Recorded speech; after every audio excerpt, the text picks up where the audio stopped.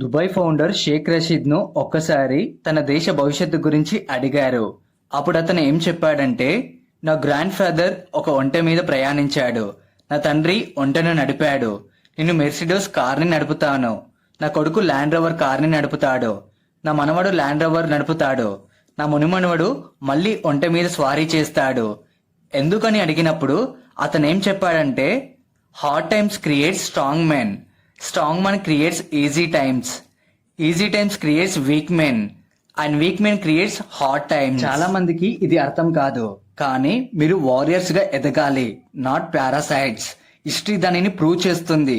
పర్షియన్లు, ట్రోజన్లు, Egyptians, Greeks, Romans and తర్వాత Britishers వంటి గొప్ప సామ్రాజ్యాలన్నీ బయట శత్రువుల వల్ల కూలిపోలేదు, అవి లోపల ఉన్న శత్రువుల వల్లనే కూలిపోయి ఏర్పడ్డాయి.